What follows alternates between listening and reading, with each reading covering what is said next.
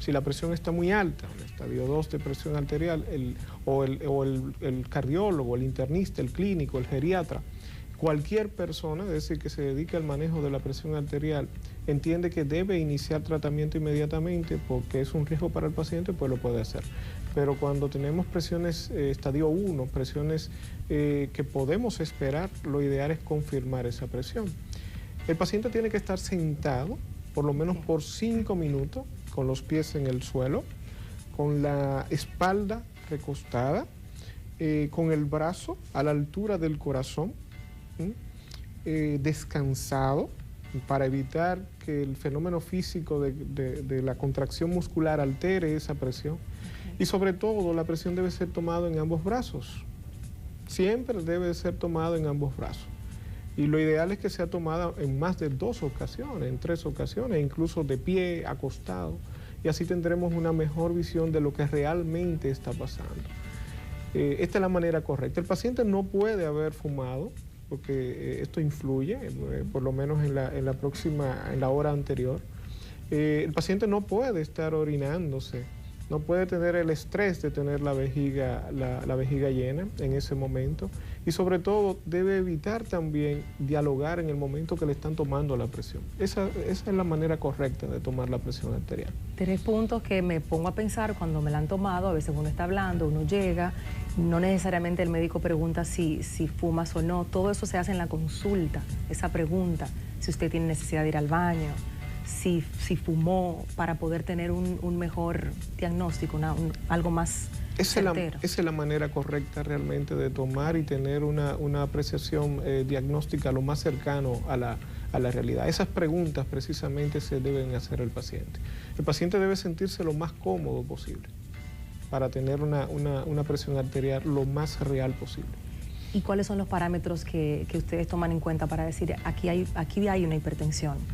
Mira, en el adulto hablamos de presión arterial o de hipertensión arterial por encima de 140-90 de presión arterial.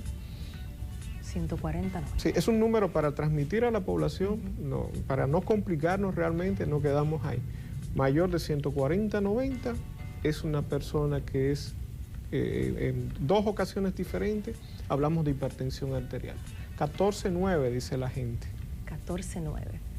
A veces también escucho el término de personas que dicen yo suelo tener la presión alta o yo suelo tener la presión baja. Cuando los pacientes llegan con estas historias a la consulta, ¿cómo ustedes lo bajan de ahí a un diagnóstico más certero? Sí, Yadira, lo primero que le digo es que no es normal entonces. Le hago entender al paciente que no es normal soler tener la presión alta, no. Eso es una condición que, dicho sea de paso, la condición de asintomática de la presión arterial, de que no ocasiona síntomas, es el peligro de la presión arterial, porque ella va haciendo su daño. Es por ello una entidad que es el factor de riesgo más presente como causa de la enfermedad cardiovascular. Muchas veces el paciente llega tarde al médico, por lo cual quizás el paciente debió haber sido tratado previamente.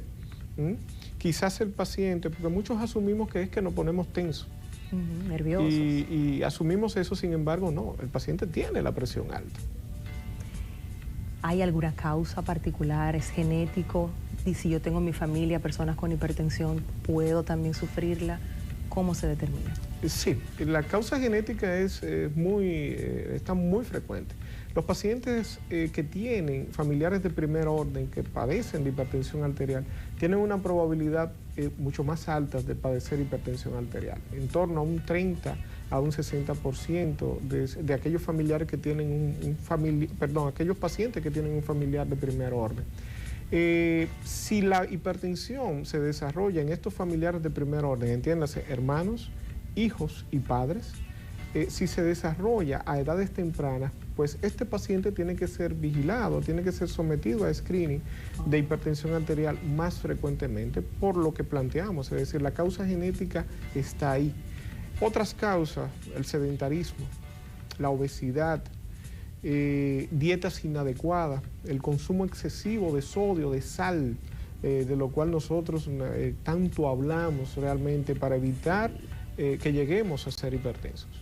como nos encanta ponerle el otro puntito de sal a la comida, después que ya está cocinada, y un poquito más de sal. La sal es necesaria, pero la sal es importante, es necesaria para el gusto, es necesaria para el buen desempeño, el normal funcionamiento del cuerpo humano. Sin embargo, la sal es al momento de la cocción de los alimentos. Nunca se colocan saleros en la mesa. No, se prepara un aderezo en común para las ensaladas para todo el mundo, tomando en cuenta que el exceso de sal es perjudicial para la salud, pero nunca se colocan saleros. Tenemos malas prácticas, pero Yadira, malas prácticas con el asunto de la sal. Yo siempre le digo a mis pacientes que son malas costumbres, es decir, aprendidas. Los plátanos fritos, echamos sal y después para poderlo ingerir lo sacudimos. Oh, sí. Es una mala costumbre realmente. Totalmente. Uno se ríe, pero es verdad. Tenemos también que revisar esa parte para cuidar nuestra salud. Los síntomas que pudieran avisarnos sobre una posible hipertensión, ¿cuáles serían? Los síntomas son diversos. Lo primero es que la característica sintomática es el peligro de la hipertensión arterial, pero los síntomas más frecuentes obedecen a dolor de cabeza, es decir, lo que nosotros llamamos como cefalea. Dolor de cabeza que debe llamar la atención, porque hay múltiples causas de dolor de cabeza, pero que deben llamar la atención es al dolor de cabeza al despertar, hacia la nuca, hacia la parte posterior de la cabeza, el cansancio, la fatiga. Muchas veces estos pacientes se levantan en hora de la mañana y aunque duermen su noche, sienten que no han descansado. Claro. La opresión torácica es un síntoma frecuente que nos citan los pacientes. El enrojecimiento facial es un síntoma también que nos citan. Esto yo creo que son las sintomatologías que más frecuentemente citan los pacientes, tomando en cuenta el carácter asintomático. Cuando el síntoma está, puede ser que el paciente inclusive esté tarde ya. Muchos de los pacientes que padecen, tú hablabas de un 31% de la población que es hipertensa actualmente, la población dominicana, a nivel mundial en torno a un 30 hasta un 50% de la población es hipertensa. Todavía no lo saben, y ese es este carácter asintomático de la presión arterial es el peligro realmente de la misma. Y por eso seguiremos hablando con usted, doctor, después de la pausa. ¿Ya volvemos?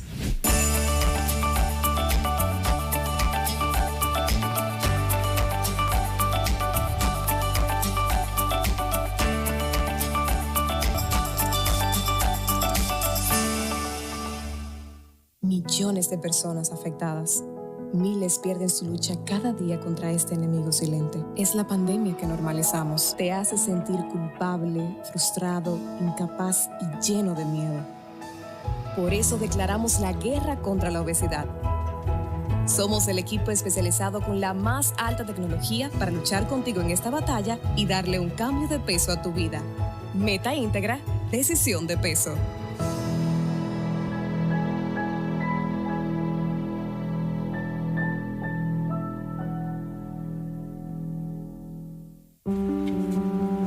Te conozco.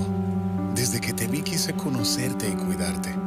Cuando empezaste a dar tus primeros pasos, yo te acompañé. Te conozco, porque me has presentado a tu familia en más de una ocasión y no dudas en llamarme para cualquier emergencia. Te conozco, porque me cuentas sobre ti y te acompaño en todas tus aventuras, porque estoy para ti sin importar el día, la hora o el lugar. Porque me encuentro en tu ruta de trabajo y sé la hora en la que me visitas. Sabemos lo que tenemos detrás del mostrador, pero lo más importante es lo que se encuentra frente a él. Te conocemos cada día más. Farmacia Carol. Seguimos con más informaciones en CDN Fin de Semana. Los hechos noticiosos no dan tregua. Por eso en CDN te informamos cada día por todas nuestras redes de lo que pasa en el país y el resto del mundo. Noticiario CDN, emisión fin de semana, sábados y domingo al mediodía y a las 7 de la noche. CDN, el canal de noticias de los dominicanos.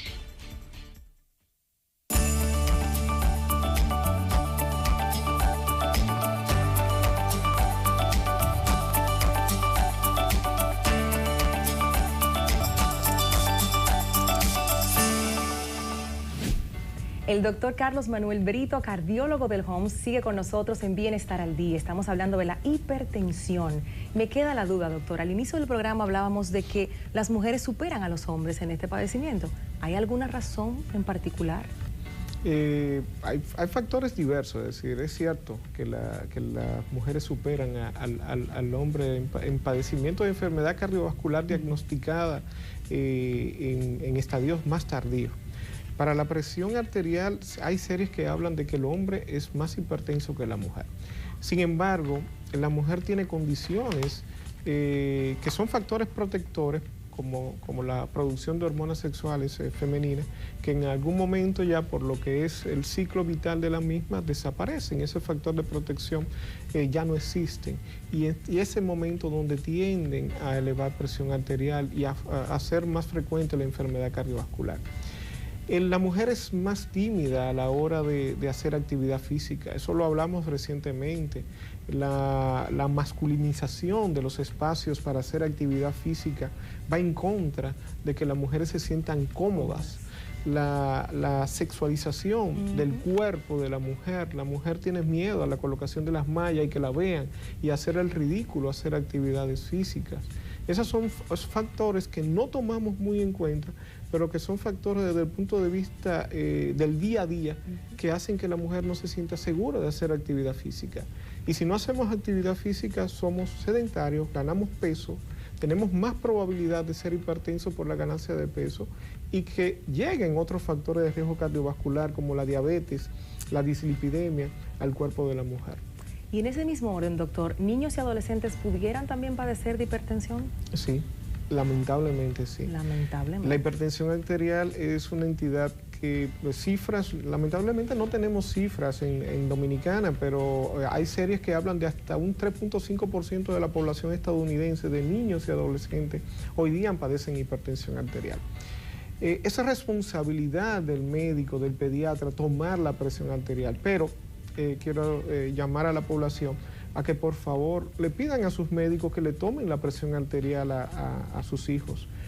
Asimismo, es responsabilidad de nosotros, del personal de la salud, estar familiarizado con estas tablas, porque es diferente el mecanismo cuando hablamos de hipertensión arterial en los niños y adolescentes, en este ciclo de edad, en esta etapa de vida, se utilizan una serie de tablas para hacer el diagnóstico y quienes se dedican a la atención pediátrica deben estar familiarizadas con lo mismo. Definitivamente. Y si mencionamos la palabra ansiedad, insomnio, con hipertensión, ¿qué sale de ahí, de esa combinación de elementos? El factor estrés es un factor de riesgo cardiovascular, sin lugar a dudas. Insomnio, mira qué muy buena pregunta. Recientemente la Asociación Americana del Corazón entra a lo que es, entra el sueño como un factor de riesgo cardiovascular, recomendándonos en el adulto entre 7 u 8 horas diarias de sueño. 7 u 8 horas diarias, porque si no dormimos estas 7 u 8 horas diarias del sueño, tenemos una mayor probabilidad de tener entidades, es decir, como la enfermedad cardiovascular, la hipertensión arterial más frecuente con nosotros. En niños entiendo, es decir, es mucho más las horas de sueño, hasta 10, 12 horas de sueño se recomienda para los niños. Un buen momento para revisar a qué hora usted se está durmiendo y a qué hora se está levantando y calcular esas horas para proteger la salud de nuestro corazón. Hablemos del embarazo y la hipertensión también, que es importante en esa etapa tan vulnerable de la mujer, donde se está creando vida y aparece la hipertensión o ya la trae. ¿Cómo se tratan? Sí, lamentablemente lo lindo del embarazo, ¿verdad? La mujer es la encargada de dar vida, de brindarnos la vida a cada uno de nosotros. Sin embargo, nosotros los médicos llamamos que el embarazo es el estado normal, fisiológico, más patológico que hay. Es decir, se presentan cosas, Yadira, durante el embarazo. Y una de estas entidades es la hipertensión gestacional, que es una entidad que se presenta, es decir, sube la presión en relación a mecanismos ligados al propio embarazo.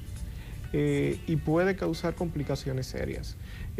Los pacientes que ya tienen hipertensión arterial, las pacientes en este caso, tienen una probabilidad mayor de tener complicaciones durante el embarazo, por lo cual, asimismo, aquellos que tienen enfermedad de pacientes o familiares de primer orden que han tenido estos problemas durante el embarazo, también su probabilidad es mayor las multíparas, las añosas, mayor de 40 años de edad, las obesas, tienen una mayor probabilidad de tener trastornos hipertensivos ligados al embarazo.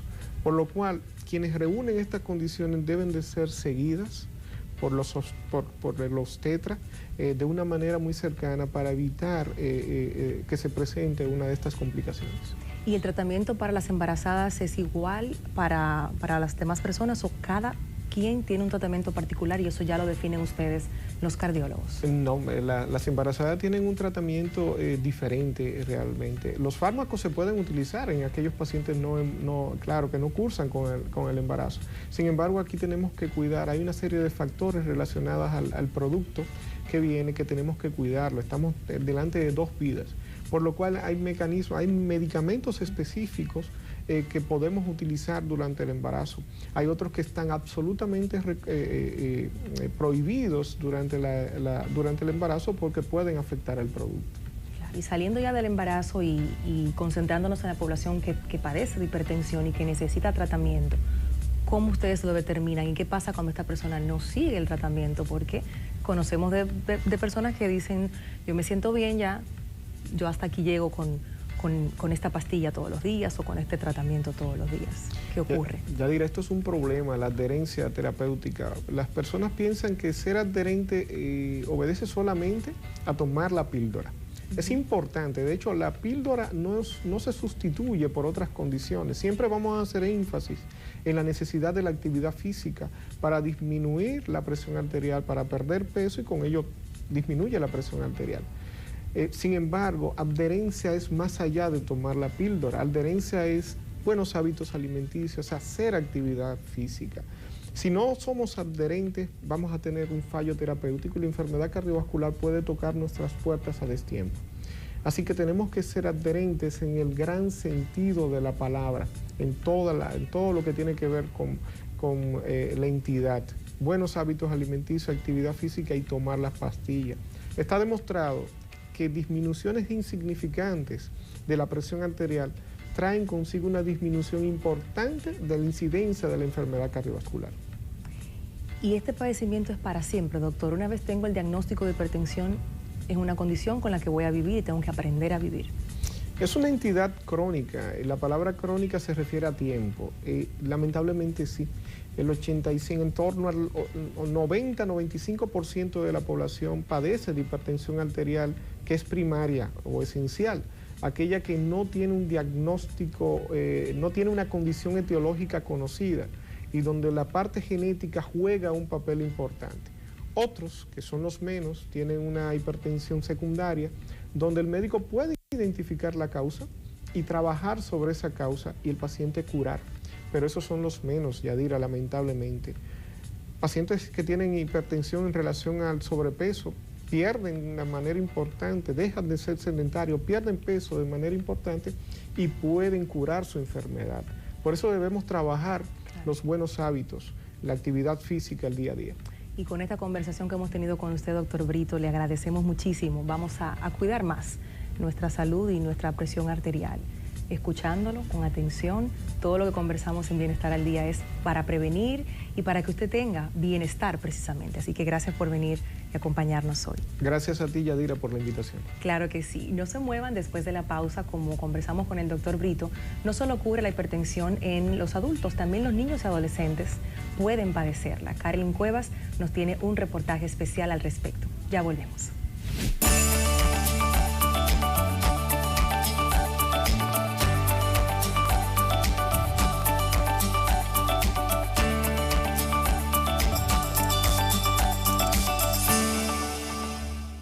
Millones de personas afectadas. Miles pierden su lucha cada día contra este enemigo silente. Es la pandemia que normalizamos. Te hace sentir culpable, frustrado, incapaz y lleno de miedo. Por eso declaramos la guerra contra la obesidad. Somos el equipo especializado con la más alta tecnología para luchar contigo en esta batalla y darle un cambio de peso a tu vida. Meta íntegra, decisión de peso.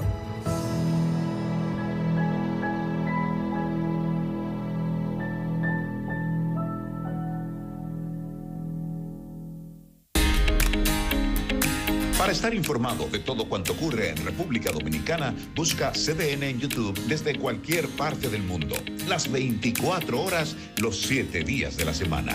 Somos CDN, el canal de noticias de los dominicanos.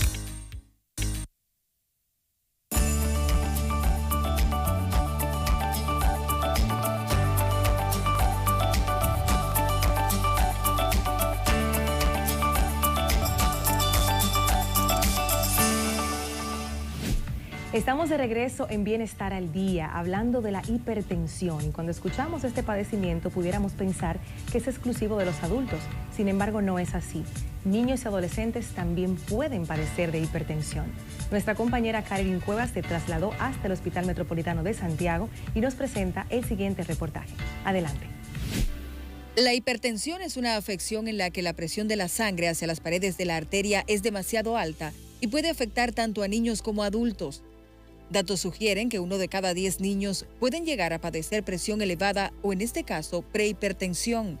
Las causas son multifactoriales. La hipertensión arterial en niños la podemos tener de diferentes causas. O sea, podemos tener hipertensión arterial por una enfermedad renal, por una afectación de la arteria más importante que sale del corazón, como la aorta, que hay coartación de aorta. La podemos tener por trastornos o afectaciones a nivel cerebral, intracraneal, por ejemplo un tumor, o sea, porque haya una lesión intracraneal que provoque hipertensión arterial. También podemos tener la secundaria a volumen, o sea, cuando a un niño se le pasa más volumen intravenoso, pues esa sobrecarga nos puede provocar hipertensión. También por trastornos endocrinológicos, por ejemplo, cuando hay alteración del tiroides, también puede causar hipertensión. O sea, las causas son muy variables. A diferencia que en los adultos, en niños los parámetros para su medición va a depender del sexo y la edad. En recién nacidos varía de acuerdo a la edad gestacional o fecha en que nació. La hipertensión en niños, según explica la especialista, por lo general es indicio de que algo más serio está sucediendo en su organismo. Sucede que el niño normalmente va a tener un mecanismo que va a ayudar a autorregular la presión arterial. En los casos en que esos mecanismos fallen, ya sea secuela del trastorno primario, pues entonces va a empezar a elevar niveles tensionales, ya sea sistólicos o diastólicos, y es lo que nos va a alertar a que hay algo más que está sucediendo. Bueno, pueden ser cosas benignas, como por ejemplo el dengue. El niño con dengue puede tener hipotensión, pero también puede tener hipertensión arterial, y pueden ser cosas malignas, por ejemplo tumores intraabdominales, intracraneales, pueden provocar que la presión se eleve. Si una persona llega a padecer hipertensión en su infancia, ¿existe mayor riesgo de desarrollar enfermedades cardiovasculares a lo largo de su vida? Pues el niño ya que tiene hipertensión arterial en la etapa pediátrica, pues es el que probablemente va a mantener esos niveles tensionales elevados en la etapa adulta, al menos que sea, por ejemplo, ya una coartación arterial y que uno la pueda resolver de pequeño. Puede ser que a medida que crezca, pues mejore esa parte de la hipertensión, pero la tendencia es que sí va a mantenerse hipertenso a medida que crece. Para tratar la hipertensión en niños, la especialista recomienda primero descubrir la causa y diagnosticar el tipo. Explica que se medica con los mismos fármacos utilizados en adultos, pero en dosis más bajas, calculadas por el peso y por la superficie corporal. En ese sentido, subraya como esencial que los padres adopten medidas preventivas orientadas a una alimentación saludable del infante, desarrollar actividad física al menos 3 horas a la semana y mejorar los niveles de lipoproteínas, como son las grasas. Karen Cuevas, Bienestar al Día. Así llegamos al final de Bienestar al Día por esta semana. Muchísimas gracias por el favor de la sintonía. Gracias por reportar que están siempre viendo Bienestar al Día cada semana. Nosotros nos encontramos el próximo sábado. Mi nombre es Yadira Pimentel. Hasta entonces.